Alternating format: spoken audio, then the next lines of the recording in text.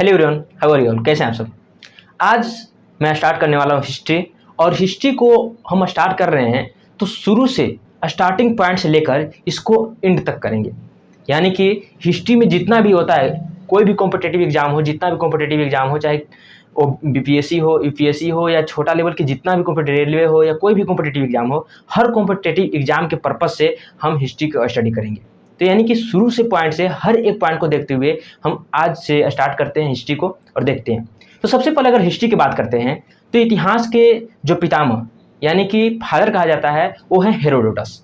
Herodotus को इतिहास का पितामह यानी कि जनक कहा जाता है। और इतिहास को मेन 3 खंड में डिवाइड किया गया है, 3 पार्ट में डिवाइड किया गया है, जिसमें सबसे पहला हमारा है प्राक ऐतिहासिक जिसको हम प्री हिस्ट्री कहते हैं। दूसरा हमारा है आधे ऐतिहासिक जिसको हम प्रोटो हिस्ट्री कहते हैं। और तीसरा हमारा है ऐतिहासिक जिसमें हिस्ट्री हम कहते हैं। प्राक ऐतिहासिक जो कि इतिहास का सबसे शुरुआत का समय है, जब मनुष्य आदि मानव होता था उस समय की बात है इसमें। और उसके बाद आधे ऐतिहासिक जिसमें हम सभ्यताओं के बारे में देखेंगे कि कौन कौन सी सभ्यताएं रही। उसके बाद हम ऐतिहासिक में भी कई खंड देखेंगे, कई पार्ट देखेंगे, जिसमें हमारा प्राचीन काल, मध्यकाल, आधुनिक काल, नेहरू काल और वर्ल्ड हिस्ट्री, ये पूरा पार्ट को हम ऐतिहासिक में देखेंगे, हिस्ट्री में देखेंगे। तो इस प्रकार से मुख्य 3 खंडों में इतिहास को डिवाइड किया गया है, बांटा गया है, जिसमें से सबसे पहला हम आज देखने वाले इस पार्ट में हमारा प्राक ऐतिहासिक। प्राक ऐतिहासिक में है वैसा इतिहास उस समय जिस समय लोग लिखना पढ़ना नहीं जानते थे और इसका कोई भी साक्ष्य, कोई भी प्रूफ लिखित में, रिटेन में उपलब्ध नहीं है, तो उस काल को हम प्राक ऐतिहासिक काल कहते हैं। दूसरा हमारा है आधे ऐतिहासिक काल जिसमें लिखित साक्ष्य तो उपलब्ध है, उसमें लोग लिखना पढ़ना जानते थे लेकिन उस समय का लिखित साक्ष्य पढ़ा नहीं जा चुका है, यानी कि लिखित साक्ष्य उपलब्ध है लेकिन अभी तक उसको कोई पढ़ नहीं पाया है, तो वो काल जो है वो है आधे ऐतिहासिक। तीसरा ऐतिहासिक है जिसका लिखित साक्ष्य उपलब्ध है और उसे पढ़ा भी जा चुका है। तो ये 3 काल मुख्य रूप से हैं। प्राक ऐतिहासिक काल में हम देखें तो इसमें हमको आता है पाषाण काल, स्टोन एज। पाषाण काल इसका नाम क्यों रखा गया? क्योंकि उस समय जो मानव की शुरुआती समय था, जैसे कि हम सभी जानते हैं कि मानव की शुरुआत अफ्रीका में उत्पत्ति हुई और वो आकर एशिया में भी बसे, इसलिए सभ्यता की शुरुआत एशिया में हुई, इसलिए एशिया को सभ्यता का पालना भी कहा जाता है। तो पाषाण काल जो था एक पत्थरों का समय था, इसमें औजार भी बड़े बड़े पत्थरों के बनाए जाते थे और पत्थरों का मुख्य रूप से उपयोग किया जाता था, क्योंकि उस समय मानव जो है जंगलों में रहते थे और पत्थरों का यूज जो है हथियार के रूप में करते थे। तो इस प्रकार से इसका पाषाण काल यानी कि स्टोन एज, स्टोन मींस पत्थर होता है, तो पाषाण काल कहा गया।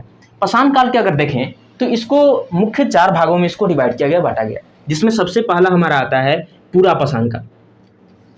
पूरा पाषाण काल की अगर हम बात करें तो इस समय में सबसे शुरुआती समय था, तो इस समय पत्थरों के बड़े बड़े हथियारों का यूज किया जाता था। उसके साथ साथ इस समय के जो मानव थे उनको आदि मानव कहा जाता था, क्योंकि ये जंगलों में रहते थे और इनको कुछ ज़्यादा जानकारी नहीं था। इस समय के जो मनुष्य थे वो आदि मानव जो थे, इनका मुख्य उद्देश्य हुआ करता था, जिस प्रकार से जानवर अपना केवल भोजन प्राप्त करना चाहते हैं, इसलिए इनका भी उद्देश्य उसी प्रकार से उस समय था, केवल भोजन प्राप्त करना। भोजन के अलावा कुछ खास इनका उद्देश्य नहीं हुआ करता था, मेन उद्देश्य इनका भोजन प्राप्त करना, जिसलिए ये क्या करते थे, खाद्य संग्रह करते थे, यानी कि खाना को जितना भी इनके पास होता था उसको संग्रह करते थे, खाते थे। खाने के अलावा इनको किसी और बात से कोई मतलब नहीं था। और ये खाने के लिए आखेट भी क्या करते थे, जानवरों को मारते थे, जो फल लगते थे जंगलों में उसको खाते थे, ज़्यादा से ज़्यादा जानवरों को मारकर जो है उसको खाते थे। और इसी समय में एक प्रमुख खोज हुआ आग का खोज, यानी कि आग की जो खोज हुआ वो पूरा पाषाण काल में हुआ।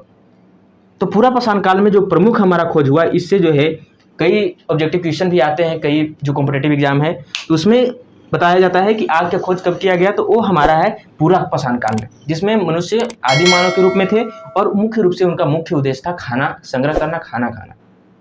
दूसरा हमारा आता है मध्य पाषाण काल। मध्य पाषाण काल बहुत छोटा समय रहा, इसलिए इसमें कुछ खास नहीं हुआ। इसमें केवल जो इसमें बड़े बड़े पत्थरों के हथियार होते थे वो छोटे छोटे हथियार बनने लगे। और उसके साथ साथ इस समय आया निकलकर अंत्योष्टि, यानी कि अंतिम संस्कार किया जाना शुरू हुआ। मानव का जब मरने के बाद जो संस्कार होता है उसे अंतिम संस्कार कहते हैं, तो वो शुरुआत हुआ मध्य पाषाण काल में। उसके बाद हमारा तीसरा आता है, सबसे जो इम्पोर्टेंट है वो है हमारा नव पाषाण काल। नव पाषाण काल जो कि सबसे महत्वपूर्ण रहा पाषाण काल में, जिसकी शुरू अगर हम देखें तो इसकी इस समय सबसे प्रमुख रूप से खोज जो हुई उस स्टार्टिंग हुआ खेती का। खेती शुरुआत हुआ जिसमें सबसे पहला जौ और गेहूं की खेती की गई, जौ और गेहूं।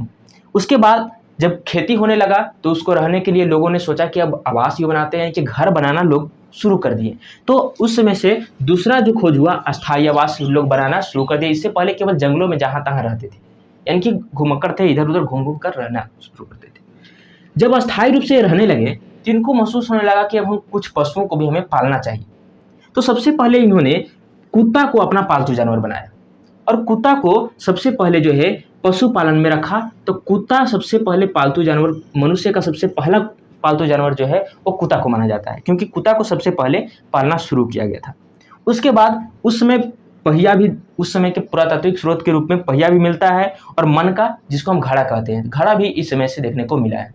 और इस खेती जो है वो आज से 7000 वर्ष पूर्व जो है इसका सबूत देखने को मिला है, साक्ष्य देखने को मिला है। उसके बाद तीसरा हमारा आता है उत्तर पाषाण काल। उत्तर पाषाण काल जिसको कॉपर एज भी कहा जाता है। इसको कॉपर एज, उत्तर पाषाण काल इसलिए कहा जाता है, उत्तर मतलब होता है अंत, यानी कि पाषाण काल के अंतिम समय में जो है इस एक काल निकल के आया, एक समय निकल के आया, जिसको हम उत्तर पाषाण काल कहते हैं। और इस समय तांबा का खोज हुआ, इसलिए इसको कॉपर एज भी कहा जाता है, और ताम्र पाषाण काल के नाम से भी जाना जाता है, ताम्र पाषाण काल।